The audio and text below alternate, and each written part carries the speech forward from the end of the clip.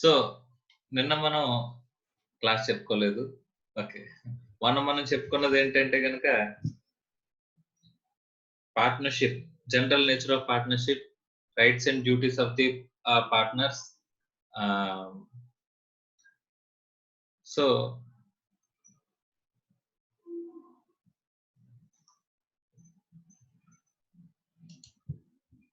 అమ్మ ఎవరిదైనా వాయిస్ మ్యూట్‌లో ఆఫ్ చేసిందమ్మా చూడండి.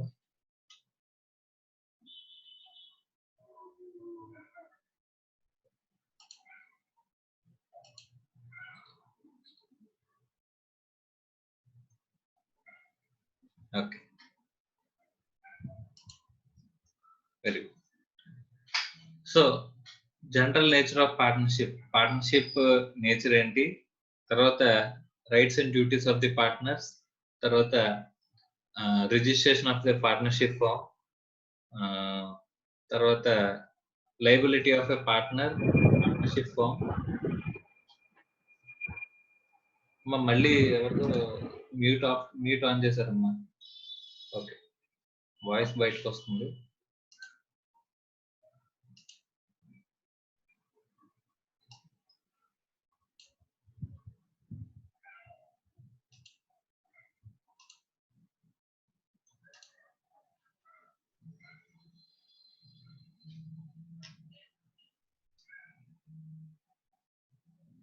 రైట్. సో ఇప్పుడు మనం చూడబోయేది ఏంటంటే dissolution of a firm. Okay. ఇక డిసల్యూషన్ ఆఫ్ ది ఫార్మ్ వేరు and dissolution of the partnership వేరు. సరే డిసల్యూషన్ ఆఫ్ ది ఫార్మ్ అంటే ఏంటి? డిసల్యూషన్ ఆఫ్ పార్ట్నర్‌షిప్ అంటే ఏంటి? అంటే firm is nothing but collection of partners. So firm is nothing but collection of partners. మనం మాట్లాడుకున్నామండి.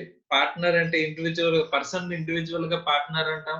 ఆ పార్ట్నర్స్ అందరిని కలెక్టివ్ గా కలిపి ఫర్మ్ అని చెప్పేసి మనం మాట్లాడుకున్నామండి. So dissolution of the firm and dissolution of the partnership. Sir రెండిటికి డిఫరెన్స్ ఏంటి అంటే ఒకసారి చూద్దామండి. ఆ ఆస్పెక్ట్స్ చూసిన తర్వాత మనం ఈ డిఫరెన్స్ అనేది నేను చెప్తాను. సో కానీ ఫస్ట్ ఆఫ్ ఆల్ ఏంటంటే గనుక డిసల్యూషన్ ఆఫ్ ది ఫర్మ్ వేరు, డిసల్యూషన్ ఆఫ్ ది పార్ట్నర్‌షిప్ వేరు. Okay. Right. So first dissolution of the firm అంటే ఏమున్నదో చూద్దాం.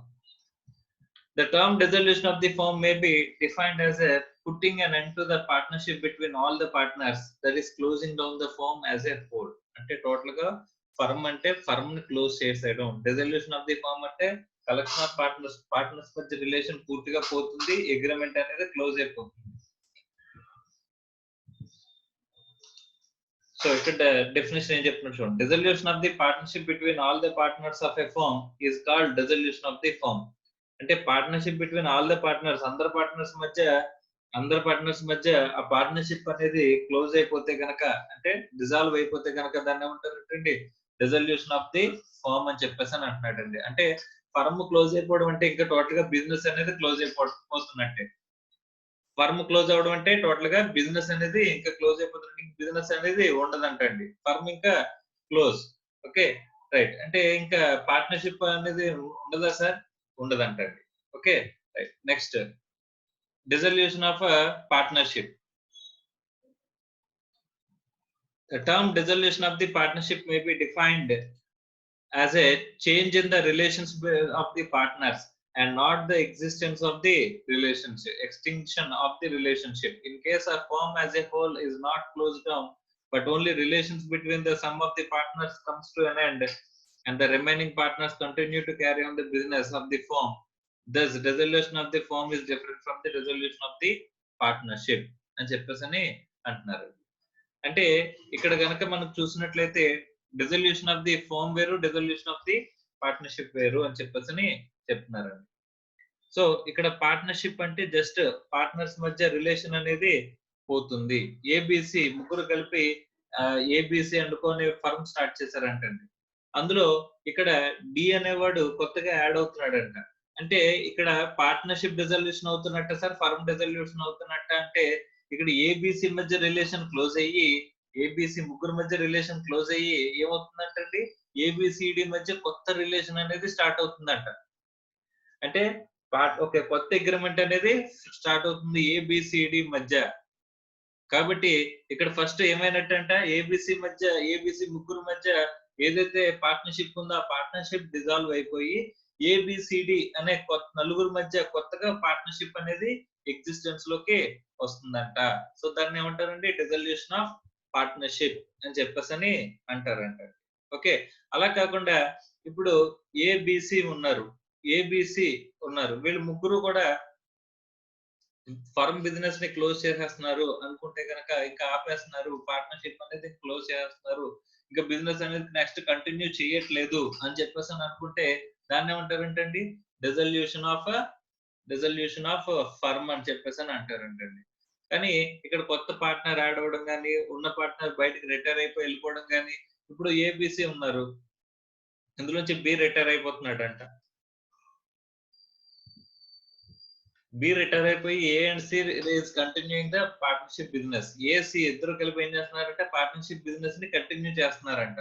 సో అలా కంటిన్యూ చేస్తున్నప్పుడు ఇక్కడ బి అనేవాడు బయటకు వెళ్ళిపోతున్నప్పుడు ఏబిసి మధ్య రిలేషన్ అనేది క్లోజ్ అయిపోయి కొత్తగా ఏ అండ్ సి మధ్య కొత్త అగ్రిమెంట్ అనేది కమ్స్ ఇన్ టు ఎగ్జిస్టెన్స్. కాబట్టి ఇలా కొత్త అగ్రిమెంట్ అనేది ఎప్పుడైతే వస్తుందో దాన్ని ఏమంటారంటే డిజల్యూషన్ ఆఫ్ ది పార్ట్నర్షిప్ అని చెప్పేసి అంటారంటండి. So dissolution of the firm is different from the dissolution of the partnership. So partnership firm dissolve అయిపోతే బిజినెస్ ఎంటైర్ గా క్లోజ్ అయిపోతున్నట్టు. కానీ డిజల్యూషన్ ఆఫ్ ది పార్ట్నర్షిప్ అంటే పార్ట్నర్స్ మధ్య relation comes to an end, అంటే కొత్త అగ్రిమెంట్ అనేది వస్తుంది. జస్ట్ లైక్ రీకాన్స్టిట్యూషన్, పాత చాప్టర్ లో మనం మాట్లాడుకున్న దాంట్లో రీకాన్స్టిట్యూషన్ ఏదైతే ఉందో రీకాన్స్టిట్యూషన్ లో జరిగేది ఏంటండి, డిజల్యూషన్ ఆఫ్ పార్ట్నర్షిప్, అంతేగాని డిజల్యూషన్ ఆఫ్ ది ఫర్మ్ కాదు. ఎందుకంటే ఇన్ కేస్ ఆఫ్ అడ్మిషన్, రీకాన్స్టిట్యూషన్ ఎప్పుడెప్పుడు జరుగుతుంది అనుకున్నామండి, ఇన్ కేస్ ఆఫ్ అడ్మిషన్, లేకపోతే రిటైర్మెంట్, లేకపోతే డెత్, ఇన్సాల్వెన్సీ, లేకపోతే ఎక్స్పల్షన్. ఈ 5 కేసెస్ మనం మాట్లాడుకున్నాం. ఈ 5 కేసెస్ లోనే మనకి ఏమున్నాయండి, రీకాన్స్టిట్యూషన్ ఆఫ్ ది ఫర్మ్ జరుగుతుంది అనుకున్నాం. రీకాన్స్టిట్యూషన్ ఆఫ్ ది ఫర్మ్ జరిగినప్పుడు ప్రతిసారి కూడా ఈ 5 కేసెస్ లోని ఏం జరుగుతుంది సార్ అంటే డిజల్యూషన్ ఆఫ్ ది పార్ట్నర్షిప్ జరుగుతుందండి. పార్ట్నర్షిప్ డిజల్యూషన్ జరుగుతుంది. అండ్ మనం పాత చాప్టర్ లో మాట్లాడుకున్నప్పుడు పాయింట్ మాట్లాడుకున్నామండి, డెత్ దగ్గర ఇన్సాల్వెన్సీ దగ్గర ఒక మాట మాట్లాడుకున్నాం. డెత్ గానీ ఇన్సాల్వెన్సీ కానీ జరిగినప్పుడు అప్పుడు మనకి డిజల్యూషన్ ఆఫ్ ది పార్ట్నర్షిప్ కాదు, డిజల్యూషన్ ఆఫ్ ది ఫర్మ్ జరిగిపోతుంది.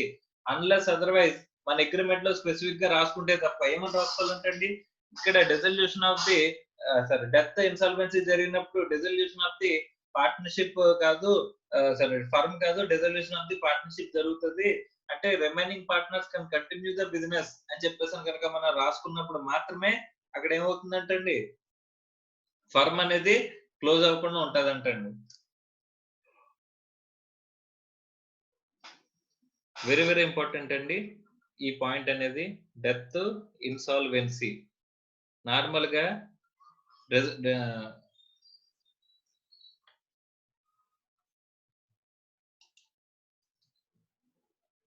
రీకాన్స్టిట్యూషన్ కేసెస్ ఏమిటి అని చెప్పేసానంటే కనుక మనకి admission, retirement, expulsion, death, insolvency, ఈ 5 కేసెస్ లోని రీకాన్స్టిట్యూషన్ జరుగుతుంది అని చెప్పేసి అనుకున్నామండి. ఈ 5 కేసెస్ లోని మనకి జనరల్ గా జరిగేది ఏంటంటే కనుక dissolution of partnership.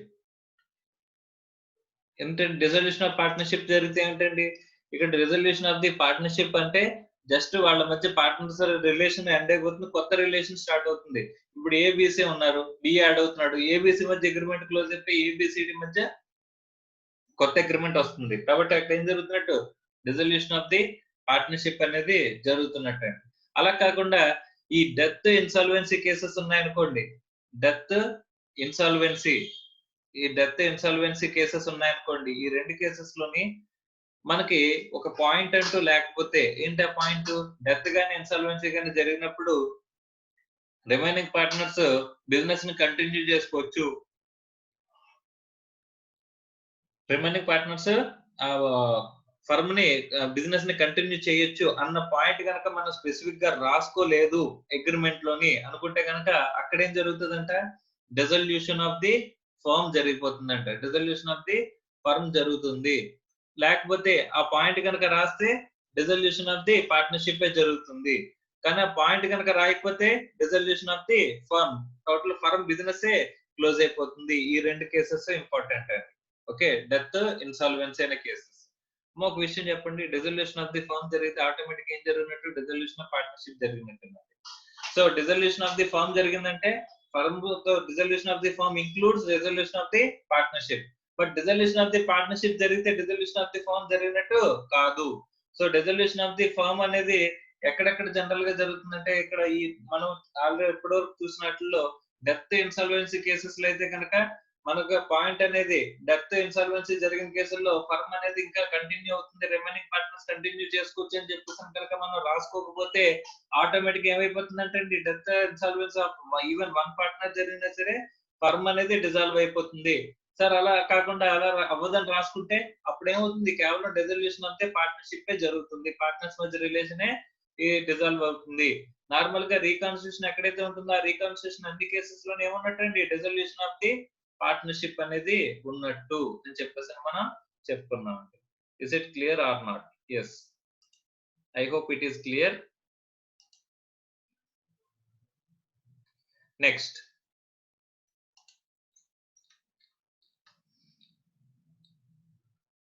So conclusion కి వచ్చామండి. కంక్లూజన్ కి ఏంటంటే డిజల్యూషన్ ఆఫ్ ఫర్మ్ వేరు, డిజల్యూషన్ ఆఫ్ పార్ట్నర్షిప్ వేరు. ఫర్మ్ అంటే బిజినెస్ క్లోజ్ అయిపోవడం, పార్ట్నర్షిప్ అంటే పార్ట్నర్స్ మధ్య రిలేషన్ క్లోజ్ అయిపోవడం.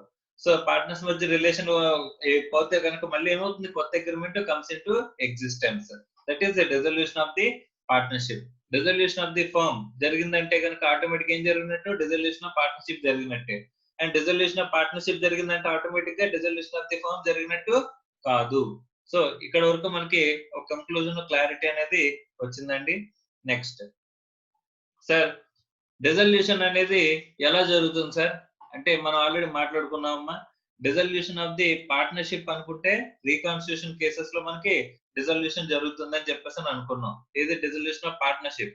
మరి డిజల్యూషన్ ఆఫ్ ది ఫర్మ్ ఎప్పుడు అవుతుంది సార్ అంటే ఆల్రెడీ మనకు తెలిసిన కేసెస్ లో అయితే కనుక డెత్, ఇన్సాల్వెన్సీ కేసెస్ గురించి మనం మాట్లాడుకున్నామండి. Okay right. అవి కాకుండా డిజల్యూషన్ జరిగే కేసెస్ ఏమున్నాయి సార్ అని చెప్పేసానంటే అవి మనం చూద్దాం. ఓకే ఓకే, డిజల్యూషన్ జనరల్ గా డిజల్యూషన్ ఆఫ్ ఫర్మ్ గురించి మాట్లాడుకుంటున్నామండి మనం. Dissolution of firm, dissolution of partnership అనేది ఆల్రెడీ మనం చెప్పేసుకున్నాం. రీకాన్స్టిట్యూషన్ ఎక్కడైతే జరుగుతుందో అక్కడ ఖచ్చితంగా డిజల్యూషన్ ఆఫ్ పార్ట్నర్షిప్ జరుగుతుంది. సో మిగతా కేసెస్ లో డిజల్యూషన్ ఆఫ్ ది ఫర్మ్ జరుగుతుంది. సో డిజల్యూషన్ ఆఫ్ ది ఫర్మ్ అనేది జరగడానికి రెండు మార్గాలు అంటండి, రెండు వేస్ ఉన్నాయంటండి. ఒకటి intervention of the court, court intervention తో ఒకటి. Next without intervention of the court, without intervention of the court. Court interference లేకుండా డిజల్యూషన్ ఎప్పుడు అవుతుంది, కోర్టు ఇంటర్ఫీరెన్స్ తో మనకి డిజల్యూషన్ అనేది ఎప్పుడు అవుతుంది అనేది మనం చూడాలండి. సో ఫస్ట్ మనం చూస్తుంది ఏంటంటే dissolution without the intervention of the court. Court intervention లేకుండా మనకి డిజల్యూషన్ అనేది ఎప్పుడు జరుగుతుంది అనేది ఇప్పుడు మనం చూడబోతున్నాం అంటండి. Okay, let us start with the first aspect, dissolution without the intervention of the court. Court intervention లేకుండా డిజల్యూషన్ ఎప్పుడు జరుగుతుంది అంటే first dissolution by consent of all the partners. అంటే అందరు పార్ట్నర్స్ అగ్రీ అయ్యారు అనుకోండి. ఇప్పుడు నార్మల్ గా పార్ట్నర్షిప్ లోకి రావడానికి అందరు పార్ట్నర్స్ ఎలాగైతే అగ్రీ అవుతారో అలాగే without intervention of the court అంటే అసలు కోర్ట్ ఇంటర్ఫీరెన్స్ లేకుండా మొత్తం అందరూ నలుగురు పార్ట్నర్స్ కలిపి పార్ట్నర్షిప్ బిజినెస్ లో ఉన్నారండి. నలుగురు పార్ట్నర్స్ మళ్ళీ వచ్చేమనుకున్నారు, సార్ ఇక్కడతో ఒక 2 years తర్వాత సార్ ఇక్కడతో బిజినెస్ క్లోజ్ చేసేద్దాం, ఆపేద్దాం అని చెప్పేసి అనుకున్నారంట. అనుకుంటే కనుక ఆటోమేటిక్ ఏమవుతుందంటండి, ఆ ఫర్మ్ క్లోజ్ అయిపోతుందంటండి. ఓకే, సో ఫర్మ్ క్లోజ్ అయిపోవడం అంటే టోటల్ గా బిజినెస్ ఆగిపోవడం. అది ఎప్పుడు జరుగుతుందండి, by consent of all the partners. అందరు పార్ట్నర్స్ అగ్రీ అయితే కనుక అక్కడ మనం ఏం చేయొచ్చంట, డిజల్యూషన్ అనేది చేసేయచ్చంట. A partnership may be dissolved with the consent of all the partners. This principle applies to all cases, whether the firm is for a fixed duration or for an uncertain duration అంటున్నాడండి. At will situation అంటున్నాడండి. Very very important. Sir ఇక్కడ మేము agreement లో 10 years రాసుకున్నాం sir. Agreement లో మేము ఏం రాసుకున్నాం అంటే 10 years ఖచ్చితంగా ఫర్మ్ ఉండాలి అని చెప్పి రాసుకున్నాం అండి. అప్పుడు కూడా మేము క్లోజ్ చేసుకోవచ్చా? ఇప్పుడు 4 ఏళ్ళు అయిందండి, అయినా సరే మేము క్లోజ్ చేసుకోవచ్చా? నలుగురు కలిపి మాట్లాడుకుంటే ఇప్పుడు పార్ట్నర్స్ ఎంతమంది ఉన్నారు? నలుగురు ఉన్నారు. నలుగురు కలిపి ఎలాగైతే అగ్రిమెంట్ ఫామ్ చేసుకున్నారో నలుగురు కలిపి మళ్ళీ కొత్త అగ్రిమెంట్ లోకి వస్తున్నారు, ఫర్మ్ డిజాల్వ్ చేసేద్దాం అని చెప్పేసి. అది ఫిక్స్డ్ డ్యూరేషన్ ఫర్మ్ అయినా సరే ఖచ్చితంగా 10 ఏళ్ళు ఉండాల్సిన అవసరం ఉందా? అవసరం లేదు. సో అట్ విల్ సిచ్యువేషన్ లో అయితే కనుక అది ఎవడైనా సరే ఒక పార్ట్నర్ నోటీస్ ఇచ్చినా సరే డిజల్యూషన్ జరిగిపోతుందని చెప్పేసి మనం మాట్లాడుకున్నాం ఇంతకు ముందు ప్రీవియస్ చాప్టర్ లో.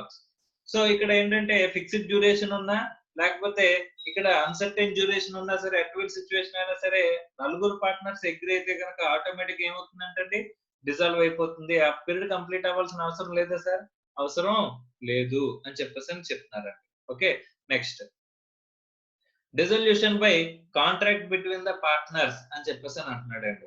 అంటే ఇక్కడ ఒక కాంట్రాక్ట్ లోకి వచ్చారనుకోండి, అంటే ఒక ఫిక్స్డ్ లేకపోతే డిజల్యూషన్ కోసం సపరేట్ కాంట్రాక్ట్ లోకి ఎంటర్ అయినా లేకపోతే కాంట్రాక్ట్ లోనే టర్మ్స్ ప్రకారం అక్కడ మనం రాసుకున్నా, ఆ డీడ్ లోనే రాసుకున్నా అక్కడ మనం ఏం చేయొచ్చు అంటండి, ఫర్మ్ డిజాల్వ్ అయిపోవచ్చు అంటండి.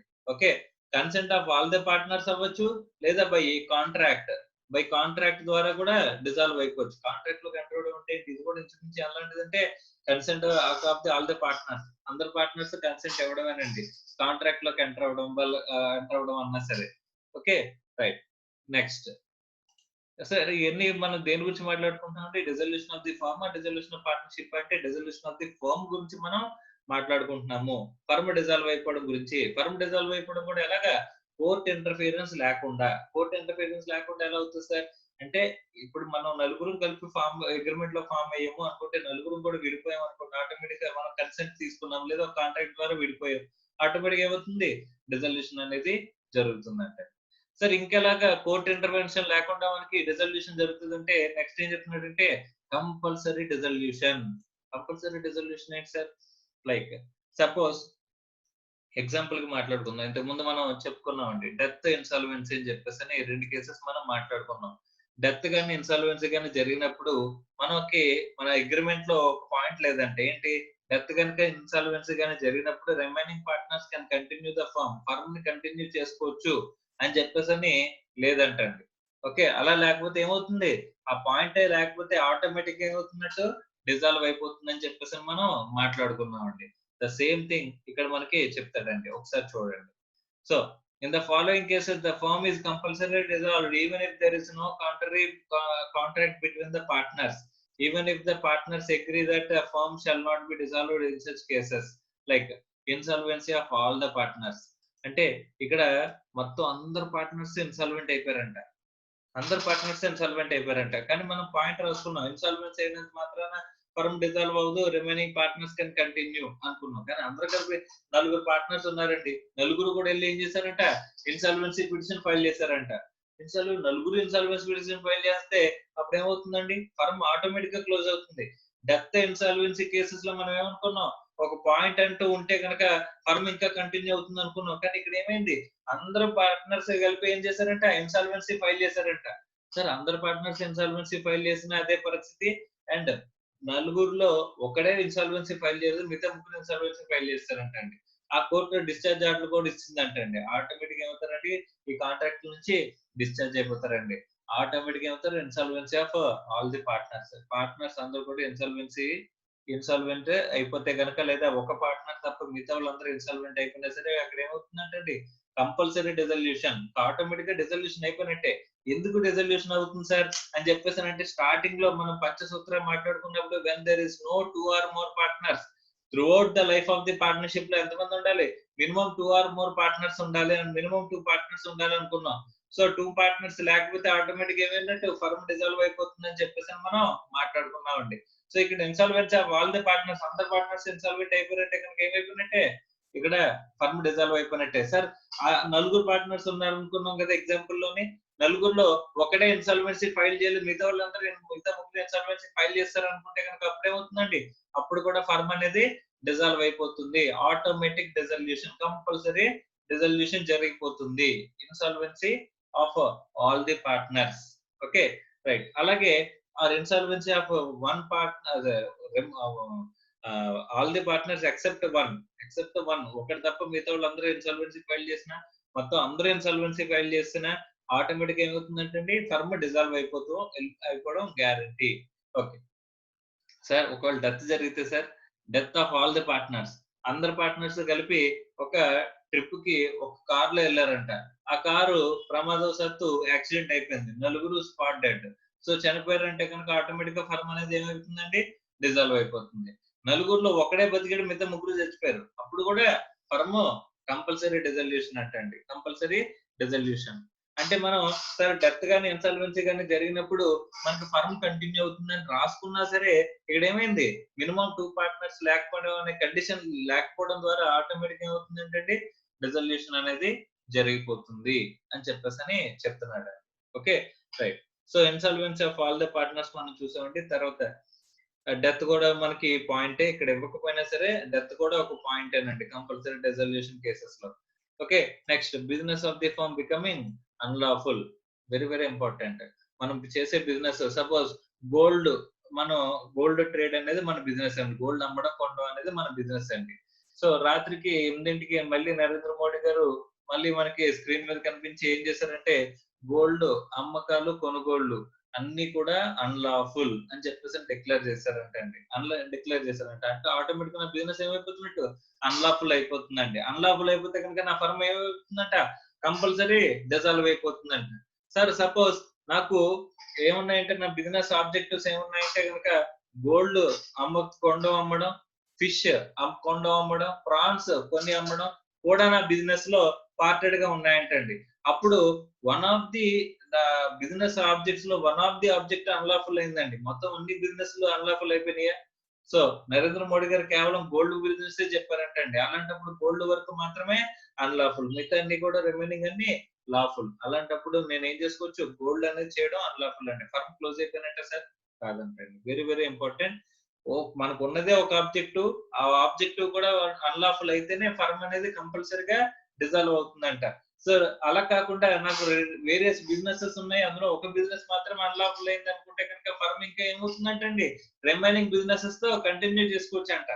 ఓకే సో అక్కడ కంపల్సరీ డిజల్యూషన్ అనేది జరగదు. డిజల్యూషన్ ఏంటి, డిజల్యూషన్ ఆఫ్ ది ఫర్మ్ అనేది జరగదు. కంపల్సరీ డిజల్యూషన్ అనే కేసెస్ ఏమున్నాయి, insolvency of all the partners, death of all the partners, business of the firm becomes unlawful అని చెప్పేసి చెప్తున్నాడు అండి. ఈ కేసెస్ లో మనకి ఏమవుతుందంట, డిజల్యూషన్ అనేది కంపల్సరీగా జరుగుతుందంట. Okay, dissolution on the happening of certain contingencies జరగడం ద్వారా డిజల్యూషన్ అనేది జరగడం అంట. అది ఎలాగ ఉంటుంది సార్? ఇవన్నీ కూడా ఏంటండి, without intervention of the court interference లేకుండా డిజల్యూషన్ అయ్యే కేసెస్ గురించి మనం మాట్లాడుకుంటున్నాం. ఇప్పుడు నలుగురు పార్ట్నర్స్ లో ఒకటి పార్ట్నర్ మిగిలాడు, మిగతా ముగ్గురు పార్ట్నర్స్ చచ్చిపోయారంటే ఇంకొక పార్ట్నర్ తో ఫర్మ్ అనేది కంటిన్యూ అవుతుంది. దానికి కోర్టే రావాల్సిన అవసరం లేదు, కోర్టు ఇంటర్ఫీరెన్స్ అవసరం లేదు. కోర్టు ఇంటర్ఫీరెన్స్ లేకుండానే ఏమవుతుంది, కంపల్సరీ డిజల్యూషన్. ఎందుకంటే పంచసూత్రాలు ఒక సూత్రం అనేది పోయింది. అక్కడ ఏంటి, throughout the life of the partnership minimum 2 partners అనే వాళ్ళు ఉండాలనేది కండిషన్. అది సాటిస్ఫై అవ్వలేదు కాబట్టి ఏమవుతుంది, కంపల్సరీ డిజల్యూషన్ లోకి వెళ్ళిపోతుందంట. ఈ సర్టెన్ కాంటింజెన్సీస్ జరిగినప్పుడు అక్కడ మనకి ఏమవుతుందంటే డిజల్యూషన్ జరుగుతుందంట. ఏంటి అనేది ఒకసారి చూద్దాం. First, expiry of the fixed term. అంటే ఇక్కడ మనం ఫిక్స్డ్ టర్మ్ అనేది పెట్టుకున్నామంట. అంటే ఫిక్స్డ్ డ్యూరేషన్ కోసం పార్ట్నర్షిప్ అనేది స్టార్ట్ చేసామంటండి. ఒకవేళ ఫిక్స్డ్ టర్మ్ కనుక అయిపోతే కనుక మనకి ఏమవుతున్నట్టు, ఆ సర్టెన్ కాంటింజెన్సీ కంప్లీట్ అయినట్టు. అప్పుడు మనకి ఏమవుతుందండి, ఫర్మ్ డిజాల్వ్ అయిపోతుందండి. సార్ మరి ఇంకా స్టిల్ కంటిన్యూ చేస్తే అది అట్ విల్ సిచ్యువేషన్ లోకి వెళ్తుందంట. అదేమవుతుంది, అట్ విల్ సిచ్యువేషన్ లోకి వెళ్తుందంట. Okay next, completion of adventure or undertaking. అంటే పర్టికులర్ బిజినెస్, అంటే ఇప్పుడు మనం రిలయన్స్ వాడు టాటా వాడు కలిపి ఒక బ్రిడ్జ్ కన్స్ట్రక్షన్ కి ఒక కొత్త పార్ట్నర్షిప్ స్టార్ట్ చేశారు అనుకున్నాం. దాని పేరు రేటా అని చెప్పేసి మనం అనుకున్నాం. సో అలాగా ఆ బ్రిడ్జ్ కన్స్ట్రక్షన్ కంప్లీట్ అయిపోయిన తర్వాత అప్పుడు ఏమవుతుందండి, వీళ్ళ పార్ట్నర్షిప్ కూడా ఏమవుతుందంట, ఆ సర్టెన్ కాంటిజెన్సీ కంప్లీట్ అయిపోయిన తర్వాత, ఆస్పెక్ట్ కంప్లీట్ అయిపోయిన తర్వాత ఫర్మ్ డిజాల్వ్ అయిపోతుందంట. ఇంకా స్టిల్ కంటిన్యూ చేస్తున్నారంటే that will go to at will situation అని చెప్పేసి మనం మాట్లాడుకున్నామండి. ఓకే, అలాగే డెత్ ఆఫ్ ఏ పార్ట్నర్, అంటే ఒక పార్ట్నర్ గనక చనిపోయినా, లేకపోతే ఇన్సాల్వెన్సీ ఆఫ్ ది పార్ట్నర్, అంటే ఒక పార్ట్నర్ ఇన్సాల్వెంట్ అయినా, నార్మల్ గా మనం ఏం మాట్లాడుకున్నాం అంటే డెత్ గానీ ఇన్సాల్వెన్సీ గానీ జరిగినప్పుడు అగ్రిమెంట్ లో క్లియర్ గా మెన్షన్ చేసుకోవాలంట ఏమని ఒకవేళ కనుక డెత్ కనుక జరిగినా లేకపోతే ఇన్సాల్వెన్సీ జరిగినా remaining partners can continue the firm అని రాసుకుంటే కనుక అక్కడ ఫర్మ్ డిజాల్వ్ అవ్వదు. లేదు అనుకుంటే కనుక లేని పరిస్థితులు ఏమవుతుందంటే ఫర్మ్ ఆటోమేటిక్ గా కంపల్సరీగా డిజాల్వ్ అయిపోతుందంట. అంటే ఈ పాయింట్ అనేది లేకపోతే మీ అగ్రిమెంట్ లో రాసుకునేటప్పుడు ఈ అగ్రిమెంట్ లో చూసుకునేటప్పుడు ఈ పాయింట్ అనేది వెరీ వెరీ ఇంపార్టెంట్. ఏమని ఇక్కడ పార్ట్నర్ ఎవరైనా చనిపోయిన పార్ట్నర్ అనేవాడు ఎవరైనా ఇన్సాల్వెంట్ అయినా రిమైనింగ్ పార్ట్నర్స్ ఏం చేయొచ్చు బిజినెస్ ని కంటిన్యూ చేసుకోవచ్చు అని చెప్పేసి క్లియర్ గా మనం రాసుకోవాలంట. రాసుకోకపోతే ఫర్మ్ డిజాల్వ్ అయిపోయినట్టే. Okay right. సో ఇవన్నీ కూడా ఏంటండి సర్టెన్ కాంటింజెన్సీస్ జరిగినప్పుడు డిజల్యూషన్ కేసెస్ అండి. ఓకే అలా కాకుండా ఇంకేమి ఉన్నాయండి ఇంకా ఈ కోర్ట్ ఇంటర్వెన్షన్ లేకుండా డిజాల్వ్ అయిపోయే కేసెస్ లో డిజల్యూషన్ బై నోటీస్ అని చెప్పేసి అంటున్నారండి. డిజల్యూషన్ బై నోటీస్ అంటే మనం ఒక విషయం మాట్లాడుకున్న అట్విల్ సిచ్యువేషన్ లో మనం ఫర్మ్ అగ్రిమెంట్ లో డ్యూరేషన్ ఆఫ్ ది ఫర్మ్ అంటే ఏమని రాసుకున్నారండి అట్ విల్ అని రాశారండి. What is at will situation? At will అంటే అంటే ఎవడో ఒక పార్ట్నర్ వచ్చి తను నోటీస్ ఇచ్చాడంట సార్ మనం ఇంకా ఫర్మ్ క్లోజ్ చేసేద్దాం అని చెప్పేసి అంటే ఎన్నాళ్ళు కంటిన్యూ చేస్తాం అనేది చెప్పలేము. ఎంత వరకు మన బిజినెస్ అనేది ఏముంటుంది అనేది మనం స్పెసిఫిక్ గా టర్మ్ అనేది రాసుకోకపోతే ఎవరైనా నోటీస్ కనుక ఇచ్చినట్లయితే ఆటోమేటిక్ అక్కడ ఏమవుతుందంటే ఫర్మ్ డిజాల్వ్ అయిపోయి కేసు గురించి మనం మాట్లాడుకున్నామండి. అదే సిచ్యువేషన్ డిజల్యూషన్ బై నోటీస్. ఇక్కడ అట్విల్ సిచ్యువేషన్ లో ఎవరైనా పార్ట్నర్ మనకి నోటీస్ అంటూ ఇచ్చాడు అంటే కనుక ఆటోమేటిక్ ఏమవుతుందంటే ఫర్మ్ డిజాల్వ్ అవుతుంది. ఫర్మ్ డిజల్యూషన్ గురించి ఎవరైనా నోటీస్ ఇస్తే అక్కడ ఫర్మ్ డిజాల్వ్ అవుతుంది అని చెప్పేసి చెప్పాడండి. So dissolution without intervention of the court అంటే ఏమున్నాయండి consent of all the partners, contract of all the partners, compulsory dissolution in case of insolvency of all the partners, death of all the partners, or insolvency of all the partners except one, and death of all the partners except one, and business of the firm becomes unlawful. Business of the firm become unlawful అంటే ఏమన్నారండి ఇక్కడ various objects ఉంటే కనుక అందులో one of the object unlawful అయితే remaining objects lawful గా ఉంటాయి అనుకుంటే కనుక వాటిని ఏం చేయొచ్చండి ఫర్మ్ కంటిన్యూ చేయొచ్చు. అక్కడ కంపల్సరీ డిజల్యూషన్ రాదు. కాలేదు అనుకుంటే మనకు ఒకటే బిజినెస్ ఉంది ఆ బిజినెస్ కూడా అన్లాఫుల్ అయిపోయింది అనుకుంటే కనుక మనకు వేరే సబ్జెక్ట్స్ లేవు ఒకటే ఆబ్జెక్ట్ ఆఫ్ బిజినెస్ కాబట్టి ఏమవుతుందండి ఇక్కడ బిజినెస్ అనేది అన్లాఫుల్ అయిపోతుంది. టోటల్ గా ఫర్మ్ అనేది డిజల్యూషన్ జరుగుతుంది. సర్టెన్ కాంటింజెన్సీస్ లో మనకి డిజల్యూషన్ అయ్యే కేసెస్ గురించి మాట్లాడుకున్నామండి.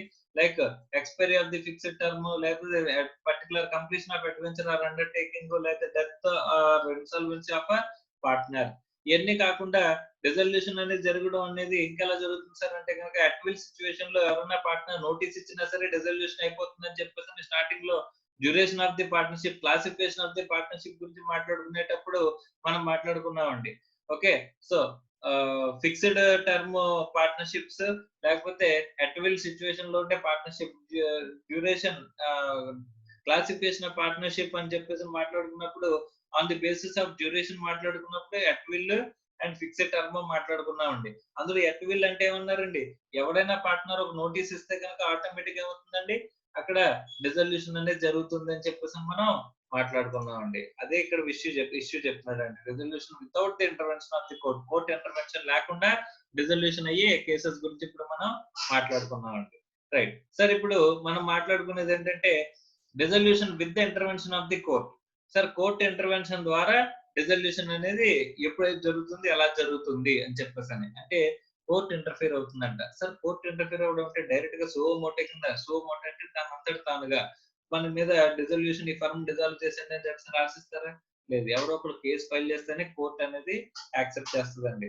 కానీ కొన్ని కేసెస్ లో సో మోటో యాక్సెప్ట్ చేయొచ్చు కానీ ఇక్కడ మనకి పార్ట్నర్షిప్ లాంటి ఇక్కడ ప్రైవేట్ అగ్రిమెంట్స్ లో మనకి సో మోటోలో కోర్ట్ అనేది జనరల్ గా రాదంటండి. సో ఇక్కడ సో మోటో అంటే తన సొంతంగా ఇప్పుడు న్యూస్ పేపర్ లో ఒక ఆర్టికల్ చూసి ఒక ఇష్యూ మీద కావాలంటే కోర్ట్ ఏం చేయొచ్చు సో మోటో కింద స్పందించవచ్చు అంట. సపోజ్ ఒక పోలీసు వాడు విపరీతంగా ఒకరిని చెతకు కొట్టేసాడు లేకపోతే ఏదైనా ఇచ్చేసాడు అని చెప్పేసి అరెస్ట్ చేశాడని చెప్పేసి చూసిన ఒక లంచం తీసుకున్నారని చెప్పేసి నేను న్యూస్ పేపర్ లో చూసిన అక్కడ కోర్ట్ అనే వాళ్ళు ఏం చేయొచ్చు డైరెక్ట్ గా ఇంటర్ఫియర్ అయ్యి వాళ్ళ మీద యాక్షన్ తీసుకునేలాగా ఆర్డర్స్ అనేది ఇవ్వచ్చు అంటండి. అలా కాకుండా సో మోటో అంటారు. సో మోటో ఆర్డర్స్ అని చెప్పేసి అంటారండి. కానీ ఇక్కడ కేసెస్ లో మన పార్ట్నర్షిప్ లాంటి ప్రైవేట్ అగ్రిమెంట్స్ లో మనకేముంటది సువోమోటో జనరల్ గా సువోమోటో జడ్జిమెంట్స్ అనేవి లేకపోతే సువోమోటో కేసు ఫైలింగ్ అనేది ఉండదు. సో కాబట్టి ఇక్కడ కోర్ట్ ఇంటర్వెన్షన్స్ ఎప్పుడు అవుతుందంటే కనుక ఎవరో ఒకరు వెళ్ళి కేసు ఫైల్ చేస్తే మాత్రమే అవుతుందంటండి. సో ఎవరో ఒకరు వెళ్ళి కేసు ఫైల్ చేయడం అంటే ఏంటి సార్ అని చెప్పేసానంటే ఏ కేసెస్ అంటే ఏ సిచ్యువేషన్స్ లో ఎవరెవరు కేసు ఫైల్ చేస్తారో ఏంటని జనరల్ గా మాట్లాడుకుందాం. So dissolution with the intervention of the court ఏమంటున్నారండి అంటే ఇన్సానిటీ ఆఫ్ పార్ట్నర్. ఓకే, ఎవరైనా పార్ట్నర్ ఇన్సేన్ అయిపోయాడు, ఇన్సేన్ అంటే అన్సౌండ్ మైండెడ్ అండి, అన్సౌండ్ మైండెడ్ అయిపోయాడు అని చెప్పేసి అని అనుకుంటే గనక అప్పుడు ఏం చేయొచ్చు అంట వాడు కానీ వాడి పార్ట్నర్స్ కానీ లేకపోతే వాడి లీగల్ రిప్రజెంటేటివ్స్ కానీ వెళ్ళి ఏం చేయొచ్చంట సారీ పార్ట్నర్స్ ఎవరైతే ఇన్సేన్ అయిపోయాడో అన్సౌండ్ మైండెడ్ అయిపోయాడో వాడి తరపున ఎవడైనా వేరే పార్ట్నర్ గాని వాడి తరపున వేరే పార్ట్నర్ గాని లేదా వాడు లీగల్ రిప్రజెంటేటివ్స్ గాని ఎవరైనా ఉంటే కనుక వాళ్ళు ఏం చేయొచ్చు అంటే కోర్టులో కేసు ఫైల్ చేయొచ్చు అంటండి. సార్ ఇక్కడ ఈ పర్సన్ ఇన్సేన్ అయిపోయాడు, అన్సౌండ్ మైండెడ్ అయిపోయాడు కాబట్టి ఫర్మ్ని డిజాల్వ్ చేసేయండి అని చెప్పేసి మనం కోర్టును అడగచ్చంట. కోర్టు ఏం చేస్తుందండి తన డిస్క్రిప్షన్ ఉపయోగించి అంటే అక్కడ డిజల్యూషన్ ని చేయవలసిన అవసరం లేదా ఫ్యాక్ట్స్ ఆఫ్ ది కేసు తీసుకుంటది. ఇక్కడ సార్ మేజర్ గా ఫ్యాక్ట్స్ ఆఫ్ ది కేసు ఏంటంటే ఇక్కడ ఒక పార్ట్నర్ కనుక ఇన్సేన్ అయిపోవడం వల్ల ఇక్కడ తనకు నష్టం జరుగుతుంది, రిమైనింగ్ పార్ట్నర్స్ తనను మోసం చేస్తారు అని చెప్పేసి అనుకుంటే కనుక కోర్టు కనుక అలా భావిస్తే అక్కడ ఏం చేయొచ్చు అంటే పర్మనెంట్ డిజాల్వ్ చేసేయండి అని చెప్పేసి ఇక్కడ ఆర్డర్స్ అనేవి ఇవ్వచ్చు అంటండి. సో పర్మనెంట్ డిజాల్వ్ చేసేయండి అని చెప్పేసి ఆర్డర్స్ మనకి ఇచ్చే అవకాశం ఎవరి చేతిలో ఉంది, కోర్టు డిస్క్రిప్షన్ మీద ఆధారపడి ఉంటుందంట. అంతేగాని కంపల్సరీగా కోర్టులో ఎవరైనా కేసు ఫైల్ చేస్తే డిజల్యూషన్ జరిగిపోయినట్టే సార్ అంటున్నారా? లేదండి, కోర్టులో కేసు ఫైల్ చేసినంత మాత్రం ఏం జరగదంటే ఇక్కడ డిజల్యూషన్ అనేది జరగదు. కోర్టు మన కేసు ఫైల్ చేసిన తర్వాత డిస్క్రిప్షన్ తీసుకుని అక్కడ ఫ్యాక్ట్స్ ఆఫ్ ది కేసును గమనించిన తర్వాత తన జడ్జిమెంట్ బేస్ చేసుకుని మాత్రమే డెసిషన్ ఇవ్వచ్చు. డెసిషన్ ఎలాగనే ఇవ్వచ్చు అండి, అంటే లేదు ఫర్మ్ కంటిన్యూ చేయండి అని ఇవ్వచ్చు లేదా ఫర్మ్ డిజాల్వ్ చేయండి అని ఇవ్వచ్చు. కానీ జనరల్ గా ఫర్మ్ డిజాల్వ్ చేసే కేసెస్ ఏముంటాయంటే కనుక ఇన్సానిటీ ఆఫ్ ది పార్ట్నర్ జరిగినప్పుడు థర్డ్ పార్టీ కానీ లేకపోతే రిమైనింగ్ పార్ట్నర్స్ కానీ వెళ్ళి కేసు ఫైల్ చేయొచ్చు అంటే ఫర్మ్ క్లోజ్ చేసేయండి అని చెప్పేసి. Okay right. Next permanent incapacity of a partner, ఇది కూడా ఇంచుమించు అలాంటిదేనండి. Okay next misconduct of a partner, ఎవరైనా పార్ట్నర్ మిస్కండక్ట్ చేశాడు అని చెప్పేసి అంటే కనుక అప్పుడు రిమైనింగ్ పార్ట్నర్స్ ఎవరైనా వెళ్ళి ఎవడైతే మిస్కండక్ట్ చేశాడో వాడు వెళ్ళి జనరల్ గా సార్ ఫర్మ్ క్లోజ్ చేసింది అని అడగడు. ఇప్పుడు వీడు మిస్కండక్ట్ చేశాడంటే రిమైనింగ్ పార్ట్నర్స్ వెళ్ళి ఇక్కడ ఫర్మ్ క్లోజ్ చేసేయండి అని చెప్పేసి కోర్టులో కేసు ఫైల్ చేయొచ్చండి. సార్ ఇది జనరల్ గా ఎప్పుడు జరుగుతాయి సార్ అంటే ఒకసారి చూడండి. ఇప్పుడు సపోజ్ 5 పార్ట్నర్స్ ఉన్నారండి, అందులో ఒకడు మిస్కండక్ట్ అనేది చేశాడండి. ఓకే, రాంగ్ గా ప్రవర్తించడం కానీ లేకపోతే తప్పుగా ఇచ్చేయడం కానీ చేశాడండి. ఓకే, అయితే ఇప్పుడు 4 పార్ట్నర్స్ ఉన్నారు కదా, ఈ 4 పార్ట్నర్స్ కూడా ఇందులో ఇద్దరేమో ఏమంటున్నారు ఓకే సార్ క్లోజ్ చేసేద్దాం, ఫర్మ్ క్లోజ్ చేసేద్దాం అని అంటున్నారు. ఇంకో ఇద్దరేమో లేదు కంటిన్యూ చేద్దాం అని అంటున్నారండి. వాళ్ళలో వాళ్ళకి పడట్లేదండి. ఓకే, సో అలాంటప్పుడు ఎవరైతే ఫర్మ్ ని క్లోజ్ చేద్దాం అని చెప్పేసి అన్నారో రిమైనింగ్ పార్ట్నర్స్ అందరూ ఒప్పుకుంటేనే కదండి డిజల్యూషన్ జరిగేది. అందరూ ఒప్పుకోకుండా ఏం జరగదు, డిజల్యూషన్ అనేది జరగదు. సో కాబట్టి ఇక్కడ ఎవరైతే పార్ట్నర్స్ అగ్రీ అవ్వట్లేదో ఫర్మ్ ఖచ్చితంగా క్లోజ్ చేసేయాల్సిందే అని చెప్పేసి అనుకుంటున్నారో వాళ్ళు వెళ్ళి ఏం చేస్తారంటే కోర్టులో కేసు ఫైల్ చేయొచ్చంట. అలా కోర్టులో కేసు ఫైల్ చేసినప్పుడు అక్కడ ఏం చేయొచ్చు, court at the description of the court ఏం చేయొచ్చండి, they can give the judgement. So ఏమని ఫర్మ్ డిజాల్వ్ చేసేయండి. మెరిట్స్ ఆఫ్ ది కేసు చూస్తే కనుక బాగా ఎక్కువ మిస్కండక్ట్ జరిగింది ఇక్కడ, అక్కడ మిగతా వాళ్ళు నష్టపోతున్నారు అనుకుంటే కనుక ఫర్మ్ క్లోజ్ చేసేయండి అని చెప్పేసి కోర్టు ఆర్డర్ అనేది ఇవ్వచ్చు అంటండి. ఓకే, అసలు ఎప్పుడు కేసు ఫైల్ చేయగలం అంటే జనరల్ గా మిస్కండక్ట్ ఆఫ్ ద పార్ట్నర్ జరిగినప్పుడు మనం కేసు ఫైల్ చేసుకోవచ్చు అంట. ఇంకెప్పుడు జరగవచ్చండి, persistent breach of the agreement. Persistent breach అంటే కన్సిస్టెంట్ గా మనకి బ్రీచ్ జరుగుతుందండి. మనకి చెప్పింది ఒకటి అక్కడ జరుగుతున్నది ఒకటి. 5 పార్ట్నర్స్ ఉన్నారండి, అందులో 2 పార్ట్నర్స్ యాక్టివ్ పార్ట్నర్స్ ఉన్నారంట, రిమైనింగ్ 3 పార్ట్నర్స్ స్లీపింగ్ పార్ట్నర్స్ అంట. ఎగ్జాంపుల్ కి అక్కడ వాళ్ళు అగ్రిమెంట్ లో ఎంటర్ అయ్యేటప్పుడే ఖచ్చితంగా మనకి ఇలా ఉంటుంది ఇలా చేస్తాము అని చెప్పేసి చెప్పినప్పుడు అక్కడ వాళ్ళు ఏం చేస్తున్నారంటే ప్రతిసారి ఇంకా ఆ కాంట్రాక్ట్ ని బ్రీచ్ చేసి ట్రాన్సాక్షన్స్ చేస్తున్నారంట. సో అలా కాంట్రాక్ట్ ని బ్రీచ్ చేసి ట్రాన్సాక్షన్స్ చేస్తున్నప్పుడు అప్పుడు రిమైనింగ్ పార్ట్నర్స్ ఎవరైతే ఉన్నారో వాళ్ళు వెళ్ళి కేసు ఫైల్ చేశారంట. ఏమని, సార్ ఇక్కడ వీళ్ళు పార్ట్నర్షిప్ అగ్రిమెంట్ లో మేము ఎంటర్ అయింది ఒకటి, వీళ్ళు చేస్తుంది ఒకటి, బ్రీచ్ చేశారు ఒకసారి కాదు రెండు సార్లు కాదు, చాలా అలా కన్సిస్టెంట్ గా బ్రీచ్ చేస్తున్నారు. సో ఇక్కడతో మా ఫర్మ్ ని క్లోజ్ చేసేయండి అని చెప్పేసి రిమైనింగ్ పార్ట్నర్స్ వెళ్ళి ఏం చేయొచ్చంట, కేసు ఫైల్ చేయొచ్చంట. అలా కేసు ఫైల్ చేస్తే దాన్ని ఏమంటారండి, పర్సిస్టెంట్ బ్రీచ్ ఆఫ్ అగ్రిమెంట్ అని చెప్పేసి అని అంటున్నారు. Next transfer of interest. Very very important ఏంటంటే, మన పార్ట్నర్షిప్ ఫర్మ్ లో షేర్ కోడ్ కంపెనీలో షేర్స్ అనుకోండి, అందరికి చెప్పిన తర్వాత అమ్మాలా చెప్పక్కర్లేదు, ఎవరికి చెప్పక్కర్లేదు అని చెప్పకుండానే మనం ఏం చేసొచ్చు, అమ్మేసేయచ్చండి. Okay, so remaining share holders అందరికి చెప్పి ఇంటిమేషన్ ఇచ్చి అమ్మాల్సిన అవసరం ఉంది. అది ప్రైవేట్ లిమిటెడ్ అయినా పబ్లిక్ లిమిటెడ్ అయినా మన షేర్లు అమ్మేసుకోవడానికి ఫ్రీలీ ట్రాన్స్ఫరబుల్. షేర్స్ అనేవి ఏంటండి, ఫ్రీలీ ట్రాన్స్ఫరబుల్. కానీ ఇక్కడ ట్రాన్స్ఫర్ ఆఫ్ ఇంట్రెస్ట్ అనేది ఏదైతే ఉందో పార్ట్నర్షిప్ ఫర్మ్ లో పార్ట్నర్స్ షేర్ అనేది పార్ట్నర్షిప్ ఫర్మ్ లో పార్ట్నర్ షేర్ అనేది ఈజీగా ట్రాన్స్ఫర్ చేయొచ్చా, ఈజీగా అమ్మేసేయచ్చా, ఈజీగా అమ్మడానికి లేదంటండి. అంత ఈజీగా పార్ట్నర్షిప్ లో ఉన్న షేర్ ని మనం అమ్మలేమంటండి, ఇచ్చేయలేమంటండి, ట్రాన్స్ఫర్ చేయలేమంటండి. అలా కనుక ట్రాన్స్ఫర్ చేసేసినట్లయితే, అంటే మిగతా పార్ట్నర్స్ కన్సెంట్ ఉండాలి అని చెప్పేసి మనం ఒకసారి మాట్లాడుకున్నామండి, గుర్తుందో లేదో. ఇక్కడ duty to not to transfer the interest. అంటే మన డ్యూటీ ఏంటంటే వేరే వాళ్ళకి మన పార్ట్నర్స్ లో షేర్ అనేది మనం అమ్మేసుకోవచ్చు, ఈజీగానే అమ్ముకోవడానికి లేదు. రిమైనింగ్ పార్ట్నర్స్ అందరూ ఎగ్రీ అయితేనే మన షేర్ అనేది మనం అమ్ముకోవడానికి ఉంటదంటండి. సో రిమైనింగ్ పార్ట్నర్స్ ఎగ్రీ అవ్వట్లేదు అనుకోండి, నేను అమ్మేసుకున్నాను, రిమైనింగ్ పార్ట్నర్స్ ఎగ్రీ అవ్వలేదు, అప్పుడు ఏం చేయొచ్చు, వాళ్ళ కోర్టులో కేసు ఫైల్ చేయొచ్చు.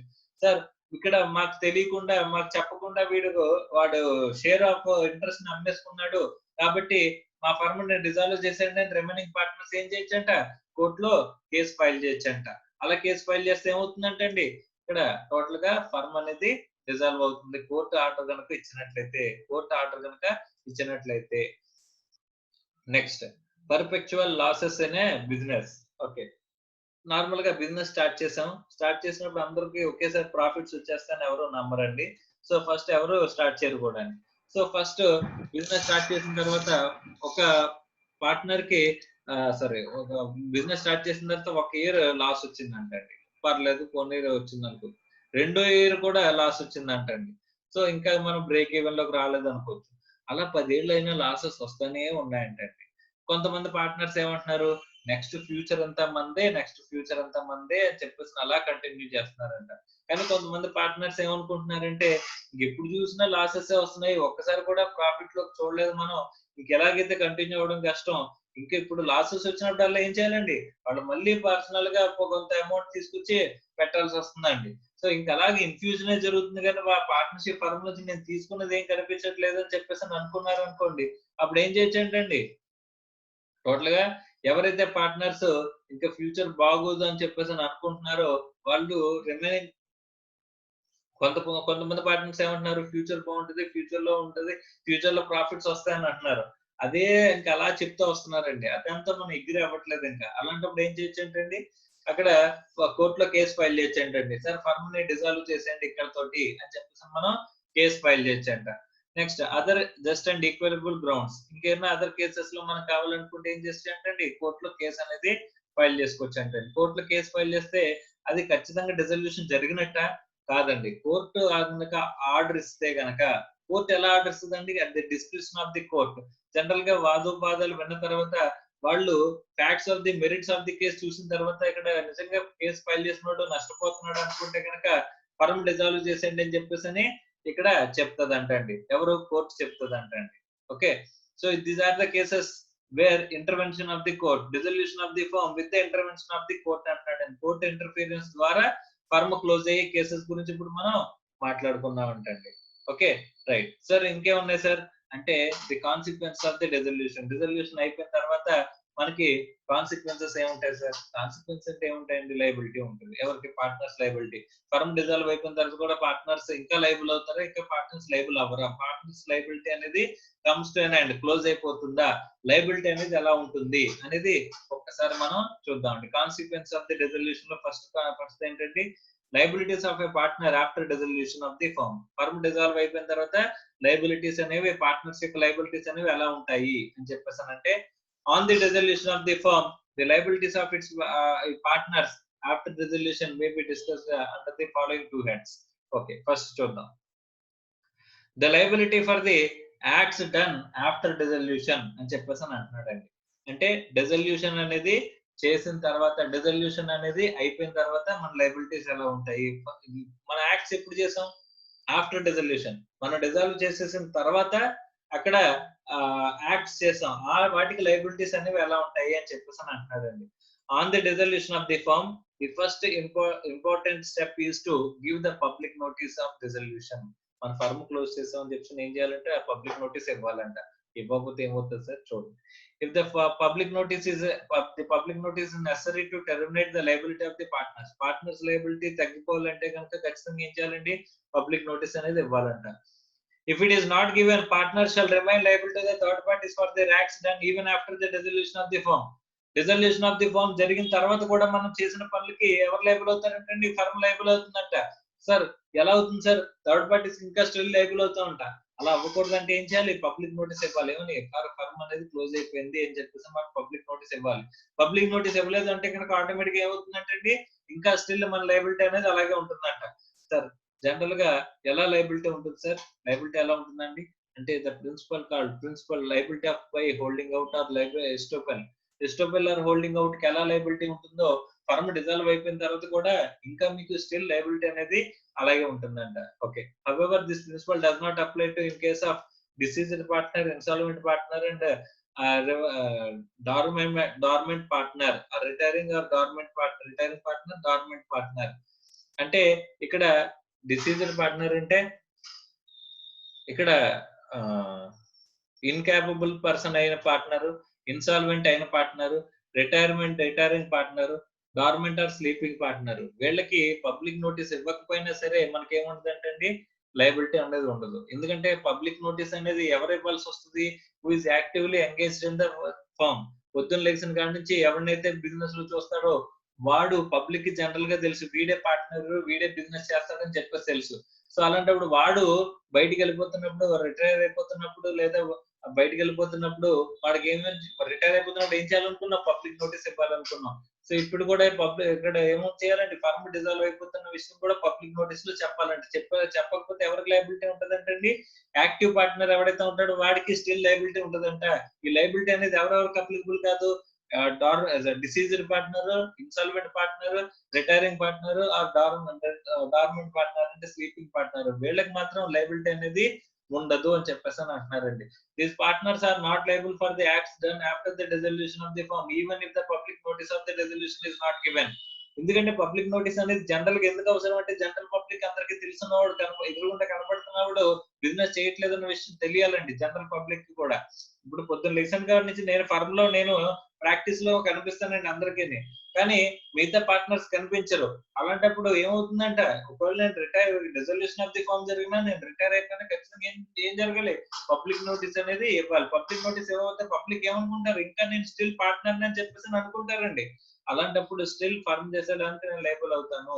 సో ఆ పబ్లిక్ నోటీస్ అంటే ఇచ్చేసాను అనుకోండి, నేను పార్ట్నర్షిప్ లో బయటకు వెళ్ళిపోతున్నాను, ఫార్మ్ క్లోజ్ చేస్తున్నాను కానీ నేను పార్ట్నర్ నుంచి బయటకు వెళ్ళిపోతున్నాను కానీ రిటైర్ అయిపోతున్నాను కానీ నేను ఏం చేయాలంటే పబ్లిక్ నోటీస్ అనేది ఇవ్వాలంట యాక్టివ్ పార్ట్నర్ కాబట్టి. Suppose Suman sir sleeping partner అనుకోండి, ఆ సుమన్ సార్ పబ్లిక్ నోటీస్ ఇవ్వకపోయినా సరే ఆయనకి లైబిలిటీ అనేది ఉండదు. అసలు ముందే పార్ట్నర్ అనే విషయం జనాలు ఎవరికి తెలియదు. అలాంటప్పుడు జనాలు ఎవరికి తెలియనప్పుడు అలాంటప్పుడు ఆయన పార్ట్నర్షిప్ ఫార్మ్ నుంచి బయటకు వెళ్ళిపోయినా సరే ఏమవుతుందండి? పబ్లిక్ నోటీస్ అనేది ఇవ్వాల్సిన అవసరం లేదు. సో అలాంటప్పుడు పార్ట్నర్షిప్ ఫర్మ్ డిజాల్వ్ అయిపోయినప్పుడు కూడా మనం ఏం చేయాల్సిన అవసరం లేదంటే స్లీపింగ్ పార్ట్నర్ అయితే పబ్లిక్ నోటీస్ అనేది ఇవ్వకపోయినా సరే వాడు లైబిలిటీ అనేది ఉండదు. లైబిలిటీ అనేది ఎవరికి ఉంటుందంటే జనరల్ గా పబ్లిక్ నోటీస్ ఇవ్వకపోతే ఓన్లీ యాక్టివ్ పార్ట్నర్ ఎవరైతే ఉన్నాడో యాక్చువల్ పార్ట్నర్ ఎవరైతే ఉన్నాడో వాడికి మాత్రమే ఆ లైబిలిటీ అనేది ఉంటుంది అని చెప్పేసి చెప్పారండి. Next, liability to account for personal profits earned after dissolution. Normal గా ఫర్మ్ క్లోజ్ అయిపోయిన తర్వాత కూడా ఒక పార్ట్నర్ ఏం చేస్తాడంటే ఆ ఫర్మ్ ని బిజినెస్ ని కంటిన్యూ చేస్తాడంట. అలాంటప్పుడు ఏం చేయాలంట? జనరల్ గా ఏంటంటే అగ్రిమెంట్ లో రాసుకున్నారు అనుకోండి, రిమైనింగ్ పార్ట్నర్ ఎవరైతే ఉన్నారో ఫర్మ్ డిజాల్వ్ అయిపోయిన తర్వాత పార్ట్నర్షిప్ ఫర్మ్ డిజాల్వ్ అయిపోయిన తర్వాత బిజినెస్ ని కంటిన్యూ చేయకూడదని రాశారు అనుకోండి, అయినా సరే వీడు ఏం చేశాడంటే సిమిలర్ బిజినెస్ ని కంటిన్యూ చేశాడు అనుకోండి, అప్పుడు ఏం చేయాలంటే ఆ ప్రాఫిట్స్ ఏవైతే వస్తాయో ప్రాఫిట్స్ ని ఫర్మ్ కి అకౌంట్ ఫర్ చేసి ఆ పార్ట్నర్స్ అందరికీ షేర్ చేయాల్సిన రెస్పాన్సిబిలిటీ ఎవరిదంటండి, ఆ పార్ట్నర్ ఉంటుందంట. లయబిలిటీ అనేది ఉంటుంది అంటున్నాడు. Liability to account for personal profits earned after dissolution తర్వాత మనకి ఇంకా ప్రాఫిట్స్ అన్ని అర్న్ చేస్తే ప్రాఫిట్స్ పర్సనల్ ప్రాఫిట్స్ ఎవరైనా అర్న్ చేస్తే అవి చూపించాల్సిన లయబిలిటీ అనేది పార్ట్నర్స్ కి ఉంటుంది అని చెప్పేసి చెప్పారండి. Okay, next partners right for the utilization of assets on the dissolution of the firm. Each partner is entitled to following rights in connection with the winding up of the firm. Entandi is entitled to have a property of the firm utilized for the payment of the debts and liabilities. అంటే firm కి ఏవైతే property or assets ఉన్నాయో వాటిని first దేనికి ఉపయోగించాలంటండి, debts ని liabilities ని repay చేయడానికి ఉపయోగించే రైట్ ఉంటుంది. అలాగే is entitled to have surplus for distributed among all the partners according to their rights. అంటే ఒకవేళ ఫర్మ్ అనేది ఫర్మ్ క్లోజ్ అయిపోయిన తర్వాత సర్ప్లస్ అనేది ఇంకా ఉంది అంటే బయట వాళ్ళకి పే చేసిన తర్వాత ఎప్పుడు కూడా ఒకటి గుర్తుపెట్టుకోండి, మనకి డిజల్యూషన్ ఆఫ్ ది ఫర్మ్ జరిగేటప్పుడు మనం ఏం చేస్తామంటే మొత్తం అన్ని రిలీజ్ చేస్తాం, అసెట్స్ అన్ని అమ్మేస్తాం. జనరల్ గా మీకు dissolution of the partnership firm dissolve అయిపోతున్నప్పుడు పార్ట్నర్షిప్ అకౌంట్స్ లో ఒకటి వస్తుందండి, అకౌంట్ రియలైజేషన్ అకౌంట్ అని చెప్పేసి ఒకటి వస్తుందండి. ఆ అకౌంట్ లో మనం ఏంటంటే మొత్తం ఫర్మ్ ని అమ్మేసిన తర్వాత అసెట్స్ అన్ని ఆ రియలైజేషన్ కి అమ్మేస్తున్నప్పుడు ఎంతైతే రిలీజ్ అయిందో రాసుకుంటారండి. ఆ రాసుకున్న అమౌంట్ అంటే రియలైజేషన్ అయిన అమౌంట్ అంతా కూడా అసెట్స్ అన్నింటిని అమ్మేసిన తర్వాత ఎంతైతే అమౌంట్ రిలీజ్ అవుతుందో ఆ రిలీజ్ అయ్యే అమౌంట్ మనం ఏం చేయాలంట, first outside liabilities pay చేయడానికి ఉపయోగించాలంట. ఏం చేయాలి, అవుట్ సైడ్ లయబిలిటీస్ పే చేయడానికి ఉపయోగించాలంట. Sir out side liabilities pay చేస్తాం సార్, తర్వాత అప్పుడు ఏం చేయాలంటే కనుక మనం పార్ట్నర్స్ లోన్ కనుక ఇచ్చినట్లయితే లోన్ పోర్షన్ వరకు పార్ట్నర్ అంటే అవుట్ సైడర్ కింద లెక్క అండి. లోన్ ఇస్తే కనుక క్యాపిటల్ ఇంట్రడ్యూస్ చేయడం వేరు, లోన్ ఇవ్వడం వేరు.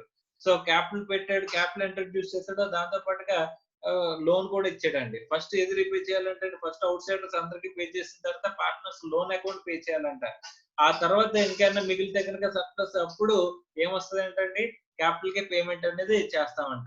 సో ఇక్కడ ఏమంటున్నాడంటే first outside liabilities debts అన్ని పే చేసిన తర్వాత ఇంకేమన్నా ఉంటే కనుక అది పార్ట్నర్స్ మధ్య పంచుకోవడానికి అవకాశం అనేది ఉంటుంది, పంచుకునే రైట్ అనేది ఇక్కడ ఉంటుంది అని చెప్పేసి అంటున్నాడు అండి. ఓకే, సర్ప్లస్ కనుక ఉన్నట్లయితే. Next continuing authority for winding up. Okay, very important చూడండి. On the dissolution of the firm authority of the partners for the purpose of the winding up of the affairs of the business it is not terminated under section 47 provides that on the dissolution of the firm the authority of each partner bind the firm and their mutual rights and obligations continue for the following purposes. Endanta if it is necessary to winding up of the affairs of the firm and if it is necessary to complete the transaction started but not completed at the time of dissolution అని చెప్పేసి అంటున్నాడండి. అంటే firm total activities ని close చేయడానికి already transaction start చేసి మనం ఇంకా end చేయలేదంటండి, ఇంకా డిజల్యూషన్ జరిగిపోయింది. సపోజ్ అగ్రిమెంట్ లో మనం ఏం రాసుకున్నాం అంటే డెత్ అనేది జరిగినప్పుడు ఫర్మ్ డిజాల్వ్ అవ్వదు అని చెప్పేసి రాసుకోలేదు అనుకోండి, ఆటోమేటిక్ ఏమైపోతుంది, డిజల్యూషన్ జరిగిపోతుంది. ఇప్పుడు ఎవరో ఒకటి పార్ట్నర్ చనిపోయాడు అనుకోండి, ఆటోమేటిక్ ఏమైపోతుంది, ఫర్మ్ డిజాల్వ్ అయిపోతుంది. సార్ మన అగ్రిమెంట్ లో రాసుకోలేదు కాబట్టి ఫర్మ్ డెత్ జరిగినా సరే ఫర్మ్ ఇంకా కంటిన్యూ అవుతుందని మనం రాసుకోకపోతే ఇంకా టోటల్ గా ఫర్మ్ అనేది క్లోజ్ అయిపోతుందండి. క్లోజ్ అయిపోయినప్పుడు ఇప్పుడు ఏం జరుగుతుందంటే ఇక్కడ ట్రాన్సాక్షన్స్ మిడిల్ లో ఉన్నాయంటండి, ట్రాన్సాక్షన్స్ సగంలో ఉన్నాయంటండి. ఇంకా కొన్ని ట్రాన్సాక్షన్ స్టార్ట్ అయినా ఇంకా ఎండ్ అవ్వలేదు, కానీ మధ్యలో డెత్ అనేది జరిగింది, ఇవాళ డెత్ అనేది జరిగింది, ఫర్మ్ అనేది ఏమైపోతుంది, డిజాల్వ్ అయిపోతుంది. మరి ఇప్పుడు ఈ ట్రాన్సాక్షన్స్ ఏమవుతాయి సార్, స్టార్ట్ అయినా ఇంకా ఎండ్ అవ్వలేదు కదా సార్, ఆ ట్రాన్సాక్షన్స్ ఎండ్ అయ్యేంత వరకు కూడా పార్ట్నర్స్ కి స్టిల్ లయబిలిటీ అనేది ఉంటుంది. అలాగే ఈ పార్ట్నర్షిప్ ఫర్మ్ ని వైండింగ్ అప్ చేయడానికి ఏవైతే ఆస్పెక్ట్స్ ఉంటాయో వాటికి కూడా స్టిల్ లయబిలిటీ అనేది పార్ట్నర్స్ కి ఉంటుంది అని చెప్పేసి అంటున్నాడండి. దాన్ని continuing authority for winding up అని చెప్పేసి మనం మాట్లాడుకుంటున్నాం అండి. నెక్స్ట్ సార్ లయబిలిటీ అనేది ఎలా ఉంటుంది సార్, లయబిలిటీ పార్ట్నర్ గా వెళ్ళిపోయిన తర్వాత కూడా లయబిలిటీ ఎలా ఉంటుంది సార్, అక్కడ పార్ట్నర్ గా వెళ్ళిపోయినా సరే లయబిలిటీ ఎలా ఉంటుందంటే పార్ట్నర్ గా వెళ్ళిపోయిన తర్వాత కూడా లయబిలిటీ ఎలా ఉంటుందంటే పార్ట్నర్ పై ఎస్టోపెల్ ఆర్ హోల్డింగ్ అవుట్ అనే ప్రిన్సిపల్ ద్వారా ఇక్కడ లయబిలిటీ అనేది క్రియేట్ చేస్తారంట. అంటే పార్ట్నర్ గా ఎక్కడైనా సరే వాడు రిటైర్ అయిపోయినా సరే ఇంకా లయబిలిటీ ఉంటుంది, లేకపోతే ఫర్మ్ డిజాల్వ్ అయిపోయినా సరే లయబిలిటీ ఉంటుంది అని చెప్పేసి అంటే కనుక లైబిలిటీ ఎలా అరైజ్ అవుతుందంటే ఏ ప్రిన్సిపల్ ప్రకారం లైబిలిటీ అరైజ్ అవుతుందంటే ఏమంటారండి sorry partner by estoppel or partner by holding out కి ఎలాగైతే లైబిలిటీ ఉంటుందో అలాగే లైబిలిటీ అనేది ఇంకా కంటిన్యూ అవుతుందని చెప్పేసి అంటున్నారండి. Okay right. Next mode of settlement very very important. Okay sir ఇక్కడ మనకి సెటిల్మెంట్ ఆఫ్ అకౌంట్స్ ని సెటిల్ ఎలా చేస్తాము అని చెప్పేసానంటే right. So first firm dissolve అయిపోయినప్పుడు జనరల్ గా ఒకసారి అవుట్లైన్ మాట్లాడుకున్న తర్వాత ఇక్కడ ఆస్పెక్ట్ ఏం చెప్పడం అనేది మాట్లాడుకుందాం అండి. సో ఫర్మ్ అనేది డిజాల్వ్ అయిపోయినప్పుడు మనకి ఏంటవుతుందండి, అసెట్స్ ఏవైతే ఉంటాయో అసెట్స్ అన్నింటినీ కూడా మనం రిలీజ్ చేస్తామండి, అమ్మేస్తామండి. అమ్మేసిన తర్వాత డబ్బులు వస్తాయి. వచ్చిన దాన్ని ఏం చేస్తామండి అంటే first outside liabilities pay చేస్తాం, తర్వాత పార్ట్నర్స్ లోన్ అకౌంట్ పే చేస్తాం, ఆ తర్వాత క్యాపిటల్స్ పే చేస్తాం, ఆ తర్వాత ఇంకా క్యాపిటల్స్ పే చేసిన తర్వాత కూడా సర్ప్లస్ ఉంటే కనుక అప్పుడు మనం ఏం చేస్తామండి పార్ట్నర్స్ కి ఇచ్చేస్తాం మళ్ళీ. Okay right. అలా కాకుండా సార్ నా దగ్గర రియలైజేషన్ అయిన డబ్బులు పే చేయడానికి అవుట్ సైడ్ లయబిలిటీస్ పే చేయడానికే సరిపోలేదంట. అవుట్ సైడ్ లయబిలిటీస్ అన్ని చూస్తే 10 కోట్లు ఉన్నాయంట, నాకు అసెట్స్ అన్ని రియలైజ్ చేస్తే 6 కోట్లే వచ్చాయంట. అప్పుడేముంది సార్ పరిస్థితి, రిమైనింగ్ 4 crores నేనేం చేయాలండి, పార్ట్నర్స్ అందరూ కూడా తీసుకురావాలంట డబ్బులు. పార్ట్నర్స్ అందరూ కూడా వాళ్ళ పర్సనల్ లయబిలిటీ, అన్లిమిటెడ్ లయబిలిటీ అనుకున్నాం కదండి ఇదే. సో ఎక్కడైనా లాసెస్ కనుక అరైజ్ అయినట్లయితే అప్పుడు ఏం చేయాలి, partners they have to bring వాళ్ళు పర్సనల్ సోర్సెస్ నుంచి ఆ 4 కోట్లు తీసుకొచ్చి ఈ అవుట్ సైడర్స్ అందరికీ పే చేయాల్సిన లయబిలిటీ అనేది ఎవరికి ఉంటుంది, పార్ట్నర్స్ ఉంటుంది. Okay right. సార్ సపోజ్ మనకి పే చేయాల్సింది 10 కోట్లు అనుకున్నాం కదా, నాకు 12 కోట్లు వచ్చాయండి. అంటే అవుట్ సైడ్ లయబిలిటీస్ అన్ని పే చేయడానికి సరిపోతుందండి, 10 కోట్లు పే చేయడానికి సరిపోయింది. ఇంకా సర్ప్లస్ ఎంత ఉందండి, 2 crores. ఈ 2 crores దేనికి ఉపయోగించాలండి, పార్ట్నర్స్ లోన్ ఏమైనా ఉన్నట్లయితే దానికి ఉపయోగించాలండి. సార్ పార్ట్నర్స్ లోన్ ఏమో 5 కోట్లు ఉంది, ఇక్కడ మనకు మిగిలిన అమౌంట్ ఏమో 2 కోట్లే ఉంది. అప్పుడు ఏం చేయాలి సార్, ఓకే అది చూడాలి. నెక్స్ట్ సార్ మొత్తం పార్ట్నర్స్ లోన్ తో కలిపి ఎంత ఉందండి, 15 కోట్లు ఉంది కదా. సో పార్ట్నర్ టోటల్ గా మనకి రియలైజేషన్ అమౌంట్ ఎంత వచ్చిందంటే 16 కోట్లు వచ్చిందంట అండి. అప్పుడు ఏం చేయొచ్చు, అవుట్ సైడ్ లయబిలిటీస్ 10 కోట్లు పే చేసేయచ్చు, పార్ట్నర్స్ లోన్ అకౌంట్ పే చేసేయచ్చు. ఇంకా సర్ప్లస్ ఎంత ఉందండి, 1 crore ఉంది. 1 crore ని దేనికి ఉపయోగించాలండి, పార్ట్నర్స్ క్యాపిటల్ పే చేయడానికి ఉపయోగించాలండి. పార్ట్నర్స్ క్యాపిటల్ చూస్తే 4 కోట్లు ఉందంట. కానీ is it sufficient amount, 1 crore మన దగ్గర ఉంది, కానీ పార్ట్నర్స్ క్యాపిటల్ ఎంత ఉంది, 4 crores ఉందంట. మరి అప్పుడు ఎలా సార్ సెటిల్మెంట్ అమౌంట్ ని ఎలా అడ్జస్ట్ చేస్తాం సార్ అనేది, అది కూడా mode of settlement of accounts లో పార్ట్ అనంట. రైట్. సపోజ్ మనకి రియలైజ్ అయింది ఎంత అంటే 20 కోట్లు అంటండి టోటల్ గా వచ్చింది.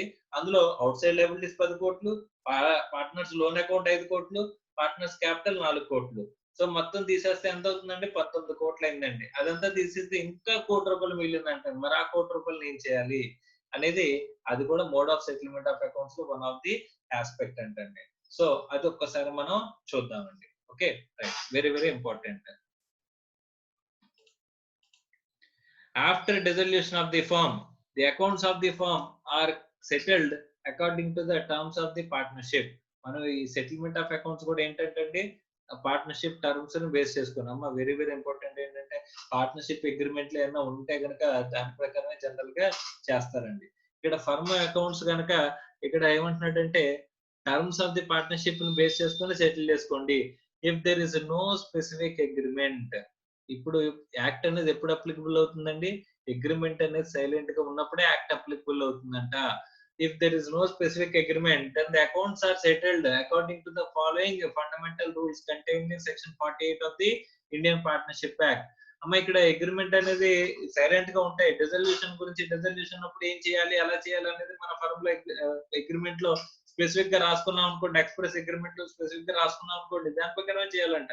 సార్ అలా చెప్పలేదు సార్ అని చెప్పేసి అనుకుంటే కనుక అప్పుడు సెక్షన్ 48 అనేది చెప్తుందంట. ఏంటో చూడండి, పేమెంట్ ఆఫ్ లాసెస్, లాసెస్ వస్తే కనుక losses of the firm including the deficiencies of capital shall be paid in the following manner and order. First of all losses shall be paid out of profits. అంటే losses ఏమైనా ఉన్నట్లయితే దాన్ని దేని నుంచి pay చేయాలంటే ఆ ఫర్మ్ కుండే profits నుంచి, పార్ట్నర్స్ కుండే ప్రాఫిట్స్ నుంచి పే చేయాలంట. Sir profits, if the profits are not sufficient to pay losses, మన దగ్గర ఉన్న ప్రాఫిట్స్ సఫిషియెంట్ గా లేవు లాసెస్ పే చేయడానికి అనుకుంటే కనుక the balance of loss shall be paid out of capital. Losses ని దేనికి అడ్జస్ట్ చేయాలంటే క్యాపిటల్ కి అడ్జస్ట్ చేయాలంట. సార్ అంటే ఇప్పుడు మనం బయటకు అవుట్ సైడర్స్ కి పే చేయాల్సిన 4 కోట్లు ఉంది, ఇంకా మన దగ్గర ఏమీ లేదు అనుకుంటే మనం ముందు ఫస్ట్ ప్రాఫిట్స్ ఏమైనా ఉంటే ప్రాఫిట్స్ ని అడ్జస్ట్ చేసేయండి. తర్వాత ఏమన్నా పే ఉంటే క్యాపిటల్ అమౌంట్ ఏమన్నా ఉంటే కనుక క్యాపిటల్ అమౌంట్ నుంచి పే చేసేయండి అని చెప్పేసి అని అంటున్నాడండి. క్యాపిటల్ అమౌంట్ నుంచి పే చేసినా ఇంకా సరే డబ్బులు మనకి రావాల్సి ఉన్నది, ఇంకా పే చేయాల్సి ఉంది అనుకుంటే కనుక అప్పుడు ఏం చేయాలంటండి, మళ్ళీ ఫర్దర్ గా తీసుకురావాలంటండి. If the still some balance is losses remains, it shall be paid by the partners individually by the portion in which they were entitled to share profits. So ఇక్కడ ఇంకా స్టిల్ లాసెస్ ఉన్నాయంటే కనుక losses ని ఎలా share చేసుకోవాలంటే అండి, agreement లో చెప్పుకున్నట్టు. అగ్రిమెంట్ ఏమి చెప్పకపోతే సైలెంట్ గా ఉంటే, అగ్రిమెంట్ సైలెంట్ గా ఉంటే కనుక అప్పుడు మనకి ప్రాఫిట్ షేరింగ్ రేషియో అంటున్నాడండి. షేరింగ్ ఆఫ్ ప్రాఫిట్స్ ఎలాగైతే ఉందో అదే రేషియోలో లాసెస్ కూడా మనం షేర్ చేసుకోవాలంటండి. Right. Next, utilization of assets. Assets ని ఎలా యూటిలైజ్ చేయాలి అని చెప్పేసి అంటే కనుక, the assets of the firm including any sum contributed by the partners to make up deficiencies of capital shall be utilized in the following manner and order. So first డబ్బులు ఏదైతే ఉన్నాయో, డబ్బులు పార్ట్నర్స్ క్యాపిటల్ డెఫిషియన్సీ ఉంటే అది తీసుకొచ్చేసినప్పుడు, లేకపోతే assets ని release చేసిన తర్వాత డబ్బులు వచ్చినప్పుడు ఈ టోటల్ అమౌంట్ ని మనం ఎలా షేర్ ఫస్ట్ ఎలా యూటిలైజ్ చేయాలి సార్ అని చెప్పేసి అంటే ఏమనుకున్నాం, ఫస్ట్ అవుట్ సైడర్స్ కి డబ్బులు పే చేయాలి. ఫస్ట్ ఎప్పుడు కూడా ఎవరికి పే చేయాలండి, అవుట్ సైడర్స్ కి పే చేయాలంటండి. చూడండి, first of all the assets shall be utilized in paying the debts of the firm to the third parties. Third parties కి పే చేసేదానికి నేను ఫస్ట్ ఉపయోగించాలంట. Okay. Next, if there is any surplus, అంటే partners కి pay outsiders కి pay చేసినప్పుడు total గా నాకు 12 కోట్లు రియలైజేషన్ వచ్చింది, 10 కోట్లు అవుట్ సైడ్ లయబిలిటీస్ ఉన్నాయి, తీసేస్తే ఇంకెంత ఉందండి, 2 crores ఉన్నాయి. సర్ప్లస్ ఉంటే కనుక the same shall be utilised paying the each partner the amount of loan advanced to the firm. అంటే టోటల్ గా దాన్ని ఏంటి 2 crores, ఎగ్జాంపుల్ లో 2 crores సర్ప్లస్ ఉంటే కనుక దాన్ని దేనికి అడ్జస్ట్ చేయాలంటే పార్ట్నర్ లోన్ అకౌంట్ కి అడ్జస్ట్ చేయాలంట. Okay.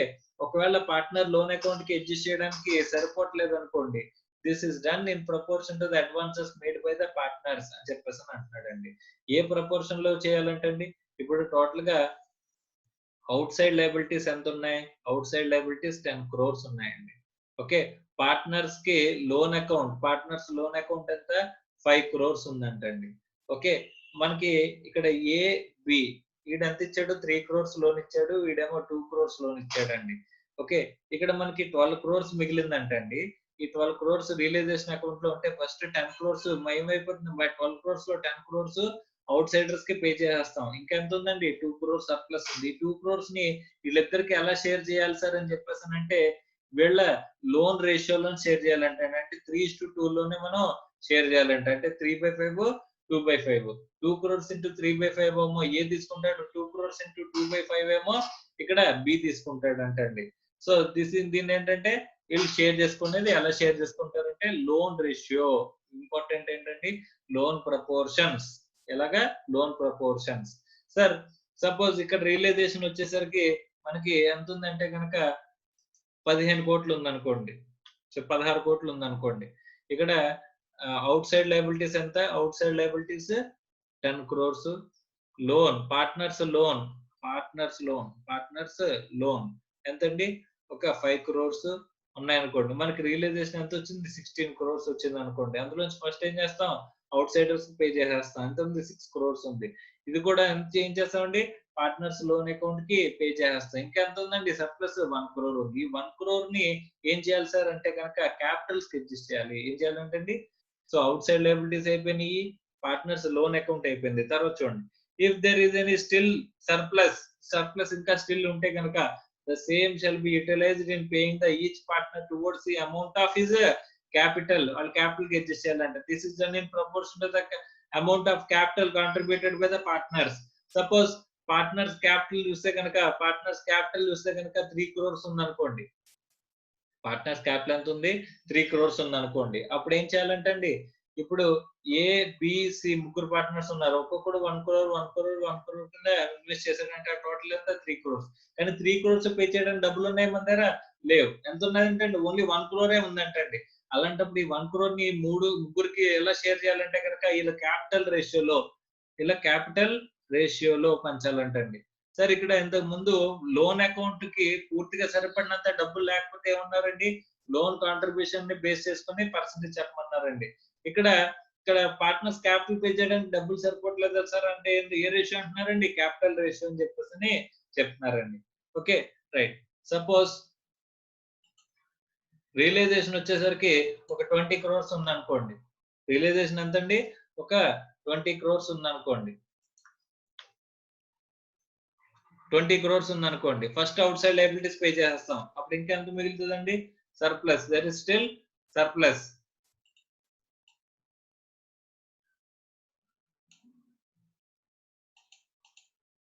So there is still surplus. ఎంత ఉందండి? ఇంకా 10 crores ఉందండి. 10 crores లోని ఇక్కడ 5 crores loan account, 5 crores pay చేశాను. ఇంకా ఎంత ఉందండి? ఇక్కడ 5 crores ఉంది. 5 crores లోని క్యాపిటల్ ఎంత ఉందండి? 3 crores ఉంది. 3 crores పే చేశాను. ఇంకా సర్ప్లస్ ఎంత ఉందంట? 2 crores. క్యాపిటల్స్ కూడా పే చేసిన తర్వాత సర్ప్లస్ ఉంటే కనుక అప్పుడు ఏం చేయాలి? If there is any still surplus, the same shall be divided among all the partners in proportion to their share in the profits of the firm. Profits of the firm కి base చేసుకుని share చేసుకుంటారు అని చెప్పేసి చెప్తున్నారండి. ఒకవేళ still surplus కనుక ఉండి ఉన్నట్లయితే అని చెప్పేసి అంటున్నాడండి. అంటే 2 crores ఇంకా సర్ప్లస్ ఉంది అనుకుంటే కనుక దాన్ని ప్రాఫిట్ షేరింగ్ రేషియోలో పంచుకోమంటున్నాడండి. అమ్మ ఇక్కడ మీరు మాట్లాడుకుంటే ఒకవేళ అవుట్ సైడర్స్ కి పే చేయడానికి మన దగ్గర డబ్బులు సరిపోలేదు అనుకోండి, రియలైజేషన్ డబ్బులు, అప్పుడు ఏం చేయాలంటే అండి పార్ట్నర్స్ వాళ్ళు పర్సనల్ గా తీసుకురావాలి. అది కూడా ఫస్ట్ ప్రాఫిట్స్ ని అడ్జస్ట్ చేస్తాం, తర్వాత క్యాపిటల్ ని అడ్జస్ట్ చేస్తాం. ఇంకా సరిపోకపోతే అప్పుడు బయట నుంచి అవుట్ సైడర్స్ థర్డ్ పార్టీస్ కి పే చేయడానికి సరిపోకపోతే అప్పుడు పార్ట్నర్స్ వాళ్ళ ఓన్ అసెట్స్ కూడా అమ్మి తీసుకురావాలని చెప్పేసి అన్నారండి. That is sharing of losses. అలా కాకుండా నెక్స్ట్ ఏంటంటే యూటిలైజేషన్ ఆఫ్ అసెట్స్. టోటల్ గా మనం రియలైజ్ చేసిన తర్వాత లేదా పార్ట్నర్స్ తీసుకొచ్చిన అమౌంట్స్ మొత్తం కలిపిన తర్వాత అమౌంట్ మన దగ్గర ఉంటే కనుక ఫస్ట్ దేనికి ఉపయోగించాలండి? థర్డ్ పార్టీస్ కి పే చేయడానికి ఉపయోగించాలి. ఓకే, పే చేస్తాం. పే చేసిన తర్వాత ఇంకా సర్ప్లస్ ఉంటే కనుక అప్పుడు ఏం చేస్తాం? పార్ట్నర్స్ లోన్ అకౌంట్ చేస్తాం. పార్ట్నర్స్ లోన్ అకౌంట్ కి సరిపడే అమౌంట్ లేదు అనుకుంటే కనుక పార్ట్నర్స్ లోన్ 5 కోట్లు ఉంది, మన దగ్గర 2 కోట్లే ఉంది అనుకోండి, ఈ 5 crores ఏదైతే ప్రపోర్షన్ లో మనకు ఉందో అదే ప్రపోర్షన్ లో మనం అడ్జస్ట్ చేస్తాం. సార్ ఈ లోన్ అకౌంట్స్ కూడా పే చేసిన తర్వాత కూడా సర్ప్లస్ ఉంది సార్, అలాంటప్పుడు ఏమనుకుంటున్నామండి? అప్పుడు మనం పార్ట్నర్స్ క్యాపిటల్ అకౌంట్ కి పంపించాలి, క్యాపిటల్ పే చేయాలి. క్యాపిటల్ పే చేయడానికి సఫిషియెంట్ అమౌంట్ లేదనుకుంటే కనుక అది ఏ రేషియోలో పంచాలంటే క్యాపిటల్స్ రేషియోలో పంచాలంట అండి. ఒకవేళ క్యాపిటల్ కూడా పే చేసిన తర్వాత ఇంకా సర్ప్లస్ ఉంటే కనుక దాన్ని ఏం చేయాలంటే అండి ప్రాఫిట్ షేరింగ్ రేషియోలో మనం పంచుకోవాలంట అండి. So this is the end of dissolution. అంటే mode of settlement of accounts అంటే ఇలా చేయాలి అని చెప్పేసి మనం మాట్లాడుకున్నామండి. సో ఇక్కడ మనకి ఏమవుతుందంటే ఇక్కడితో డిజల్యూషన్ ఆఫ్ ది పార్ట్నర్షిప్ అనేది మనకి కంప్లీట్ అయినట్టు అంటే డిజల్యూషన్ అనేది కంప్లీట్ అయింది. సో ఇప్పుడు మీకు ఏమైనా డౌట్ ఉంటే కనుక డిజల్యూషన్ ఆఫ్ ది పార్ట్నర్షిప్ లో డౌట్ ఉంటే అడగండి, చెప్తాను.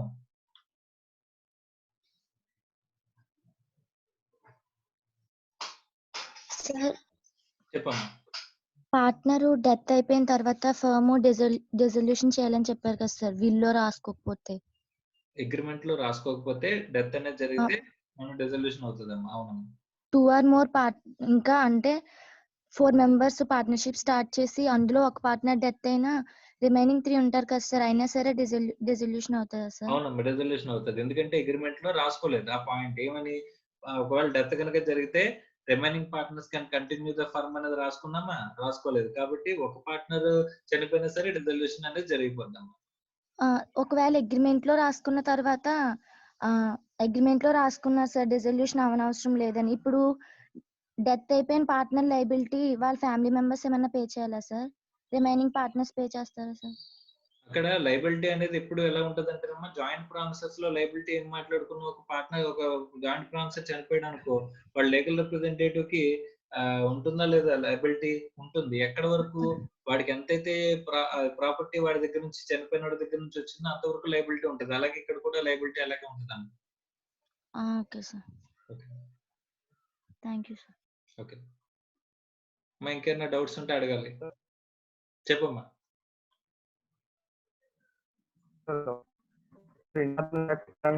గుడ్ విల్ అంటే ఏంటి సార్? Goodwill of the voice cut అవుతుందమ్మా. పార్ట్నర్షిప్ యాక్ట్ ప్రకారంగా goodwill of the firm అంటే ఏంటి సార్?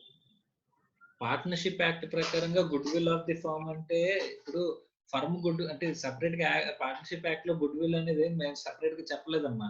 గుడ్ విల్ అనేది నార్మల్ గా బయట ఏదైతే అప్లికబుల్ అవుతుందో అదే. అంటే that is nothing but reputation. దీని క్యాలిక్యులేషన్ మెకానిజం కూడా మీకు పార్ట్నర్షిప్ యాక్ట్ లో ఇవ్వలేదు. సో వేరియస్ మెథడాలజీస్ బేస్ చేసుకుని మీరు పార్ట్నర్షిప్ అకౌంట్స్ లో నేర్చుకుంటారు.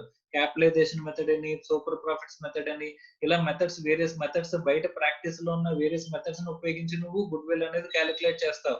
There is no goodwill point in the partnership act itself. ఓకేనమ్మా? Sir persistent breach of agreement చెప్పారు కదా సార్, అవునమ్మా.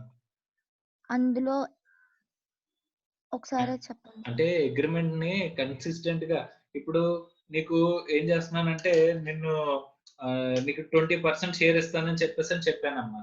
కానీ ప్రతి సంవత్సరం నీకు 10% షేర్ ఇస్తున్నాను ప్రాఫిట్ లో, 20% ఇవ్వట్లా. అంటే నేను అగ్రిమెంట్ ని బ్రీచ్ చేస్తున్నట్టే చేయట్లేదా? కన్సిస్టెంట్ గా బ్రీచ్ చేస్తున్నాను కదా. మరి అలాంటప్పుడు నీకు కోపం వచ్చింది, నువ్వేం చేయొచ్చు? కేసు ఫైల్ చేయొచ్చా లేదా? సార్ నాకు 20% ఇస్తానని నన్ను అగ్రిమెంట్ లో జాయిన్ చేసుకున్నారు, దగ్గర నుంచి ఇంత క్యాపిటల్ తీసుకున్నారు, కానీ నాకు 10% ఇస్తున్నారు, టోటల్ గా ఫర్మ్ ని క్లోజ్ చేసేయండి సార్ అని చెప్పేసి నువ్వు కేసు ఫైల్ చేస్తావు, చేయవా? అలా చేసుకునే కేసు ఫైల్ చేసుకునే ఆస్పెక్ట్ అన్నమాట. One of the aspect persistent breach of the agreement. Agreement లో చెప్పింది ఒకటి, అక్కడ చేసేది ఒకటి. నెక్స్ట్ అమ్మా.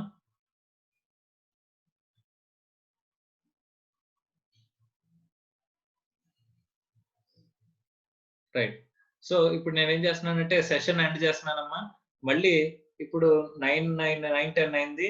9:15 కి మళ్ళీ నేను లాగిన్ అవుతానమ్మా. మళ్ళీ లాగిన్ అవ్వండి, ఓకేనా? రైట్. ఇక్కడతో మనకి పార్ట్నర్షిప్ యాక్ట్ కంప్లీట్ అయిందండి. నెక్స్ట్ మనం sale of goods act start చేసుకుందాం, ఓకేనా?